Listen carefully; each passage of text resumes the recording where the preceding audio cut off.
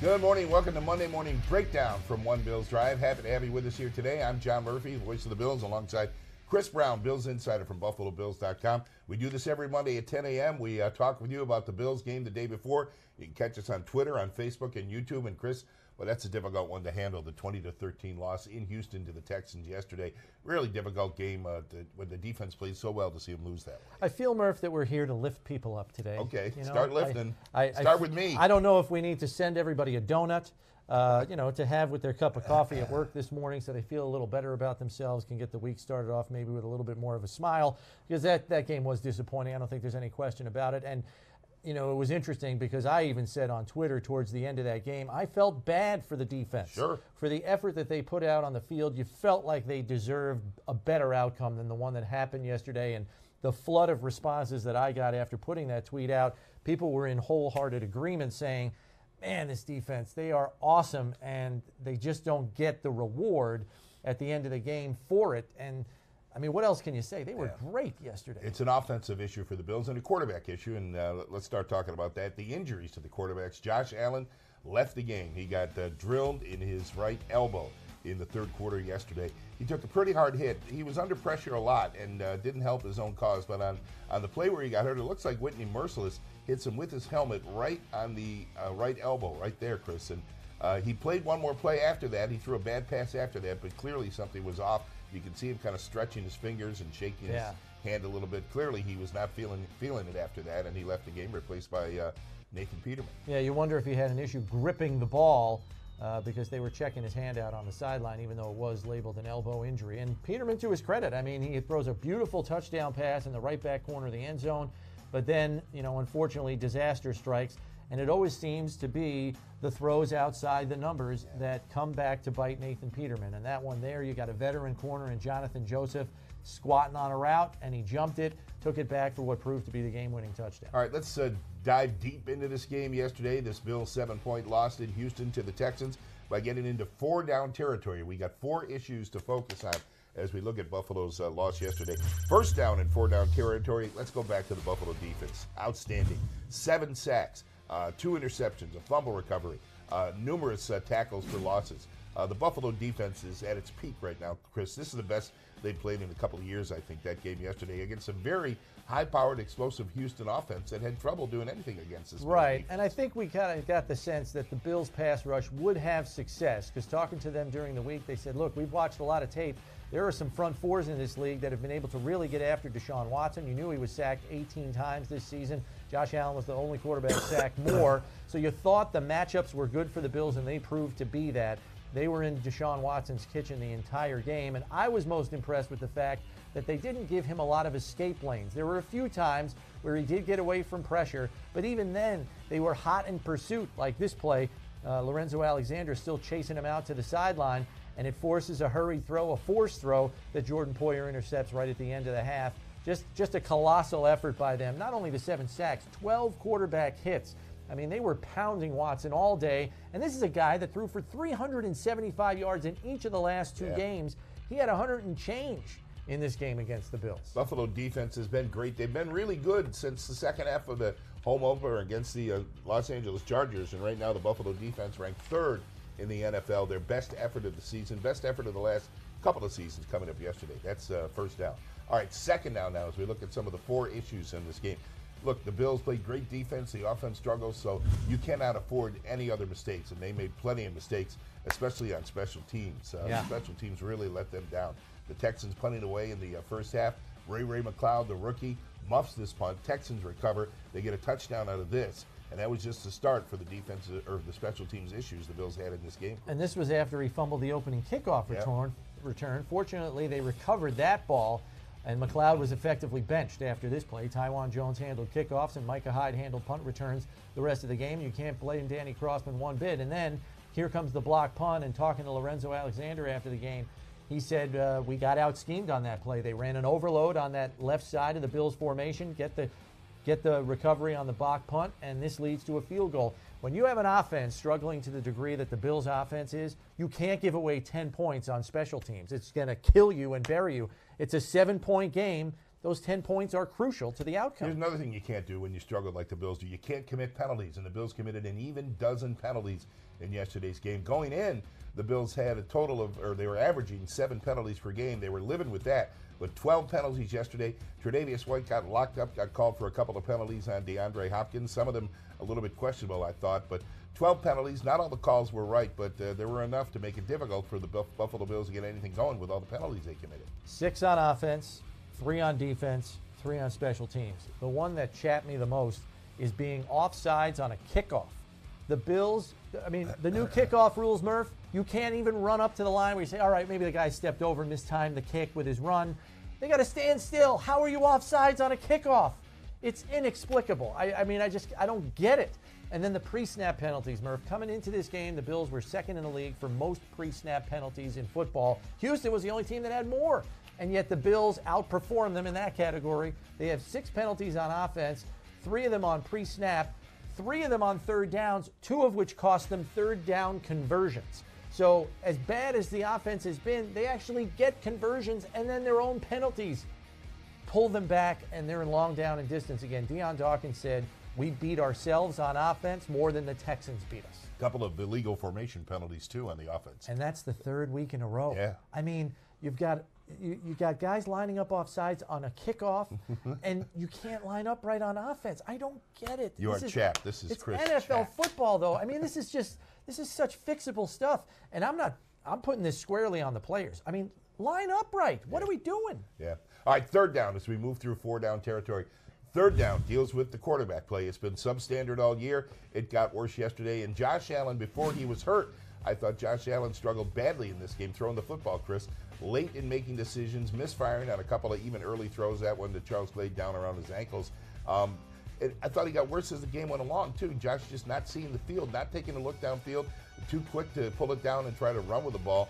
I just thought he made a number of mistakes. Even before he got hurt, I thought Josh Allen made a number of mistakes, 10 of 17, 84 yards. I don't know when the light's going to go on for him, but it's the clock is ticking a little bit now for Josh Allen. The thing that I'm perhaps most worried about is the plays that he does make. They are too few and far between. It's just not. They're not able to string enough positive plays together. And I actually thought the pass protection was better this past week when you consider the elite caliber of the players that they were going against. Pass protection was good enough for enough of the game. And my fear is that Josh is starting to see ghosts out there where he's looking to run without even looking down the field. And that's a concern. I mean, his average gain per rush exceeded his average yards per attempt for the 2nd time this season. That's a bad formula. Replaced by Peterman, you saw the plays, the great pass, the great touchdown pass. Yeah, I didn't want to Zay talk Jones. about those other plays, though, so I kind of just kept on going with and Josh the Allen interceptions there. at the end for Nathan Peterman. So Feel now, bad for what do him. they do at quarterback? I mean, you got Josh Allen hurt. The latest reports are that he'll have an MRI today on his injured right elbow. You got Nathan Peterman, who has struggled badly in the couple of occasions he's had to play. And then you got Derek Anderson, who just arrived here a week ago. Could they be looking at Derek Anderson maybe as a starter this week? Will they have to if Josh can't play? Yeah, this is not an easy one to answer. If Josh is not healthy, though, you have to turn to somebody else, and I don't see how Coach McDermott can turn back to Nathan Peterman and put him on the field. He's got 9 interceptions in 79 career pass attempts. That's an interception percentage of over 11%. That's more than triple the NFL average. You can't put him on the field. He does not give you the best chance to win based on his proclivity to turn the ball over when he's throwing the football. So even though Derek Anderson's only been here a week, if Josh Allen is hurt and can't play, I think you have to turn to the veteran. And if you have to keep the game plan narrow because he hasn't mastered the full playbook, I think you do that because he is probably going to give you your best chance to win. Yeah, I agree. Limited playbook is better with the guy who's capable, Derek Anderson. You cannot really say that about Nathan Peterman. I think if Josh Allen is healthy, I'd go back to him. What about you? Yeah, I mean, I'd like to believe that there are plays that he's going to be able to make against the Colts defense that hasn't been able to stop anybody this year. I mean, Sam Darnold throws for 280 yards and 2 touchdowns. They put 42 points on the board against the Colts yesterday in a win for the Jets. So I want to see him develop, though. I want to see him develop, too. I think we're in a very precarious spot here where you wonder, and I think the coaching staff has to ask themselves this, too, Is he better off playing right now, or do we see things on tape that make us believe he's so skittish that we have to sit him down, let him get his bearings, watch the game from a different perspective on the sidelines, watch a veteran do it, and then maybe come back to him the following week or maybe the week after? This is not an easy decision. I'm glad I am not. Yeah. I am not an offensive coach or Coach McDermott, because this is not an easy call to make. I agree, but if Allen is healthy, that's the way I'd go, just to continue the development process. All right, let's get to some crowd noise. Some of the feedback from you watching and listening on Facebook and Twitter and on YouTube. Crowd noise today. Tiffany Daniels weighs in with a tweet. The offensive play calling has been disappointing. The screen pass can be the best friend to a young quarterback. McCoy could do some damage in the passing game. He's been underutilized so far this season. I have a hard time pointing at play calling, Chris. I thought they had a good mix of formations and looks yesterday on offense, and they just couldn't get anything done. I think it's execution. I think it's quarterback play. Yeah, and I think there's another element that maybe fans don't recognize. Brian Daboll, as the offensive coordinator who works with Josh Allen every single day and is in every single meeting with him, also knows that he's got a quarterback who's kind of learning in incremental stages here. So even though there are plays that he believes will work against whatever defense he's facing that week, he has to also take into account, is my quarterback prepared and does he have enough experience to read this correctly and then pull the trigger? And I think because of that, he's got to keep things closer to the vest too. You want to say you criticize the play calling, but I think it's a function of having a rookie quarterback who's learning on the fly here and may not be able to handle as much as Daboll wants to put in the game plan. Yeah. All right, let's get a little bit of crowd noise from Facebook. We got this response from Facebook. Is the defense a top 5 unit? Joseph Nash asks. Well, they are top 5. They're number 3 in the NFL overall, 8th against the run. They are 6th against the pass. They've improved all the way to 13th in points allowed. So think about this, Murph. A team that gave up 47 points in week 1 and was near the bottom of the league in points allowed is now 13th. They're in the top half of the league in points allowed in the span of 5 weeks. You want to talk about a yeoman effort there? I mean, salute, tip your hat, throw a parade, whatever you got to do. The depths from which the defense has come back to right the ship, number 1, and then dominate, number 2. I mean, salute to those guys, because they are holding it down on that side of the ball in a big way. One more bit of crowd noise from Facebook. We get a question from Alexis, who says, why not run the ball at the end of the game? Well, they were out of timeouts, I think, or at least had one timeout. They're inside their own 10-yard line. I mean, no timeouts, and they have 1:34 to play. Yeah. I don't know if you're getting there running the ball. I mean, you want to run it once or twice, that's fine. But the danger there is you run the ball and stay in bounds. The clock's running. Right. Now you may have to waste it down to spike it, to stop the clock. Passing just affords you so many more options. And if the play doesn't work and it's incomplete, the clock stops. So, I think you've got an issue there where running the ball just was not going to get it done when you had 90-plus yards to go to try to tie the game. All right, let's take a look around the NFL as we get into our 2-minute offense, and we start with the Miami Dolphins, now 4-2. The Dolphins up against the Bears at home in South Florida yesterday.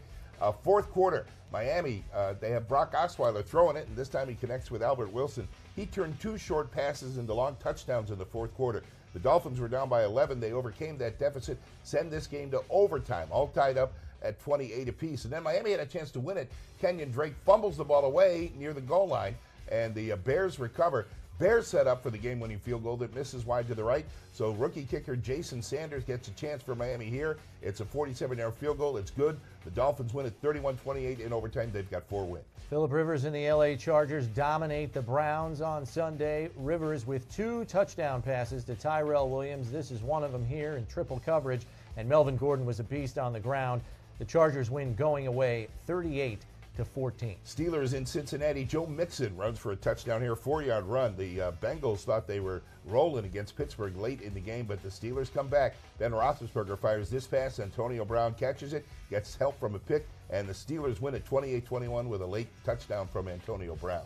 This was a barn burner between the Jets and the Colts. Sam Darnold in this game throwing a pair of touchdown passes in what proved to be a victory for the Jets as they outlast the Colts 42-34, and helping them is their kicker Jason Myers, 7 for 7 on field goals in the win. What happened to the Jacksonville Jaguars in Dallas yesterday? And Cole Beasley catches the touchdown pass from Dak Prescott.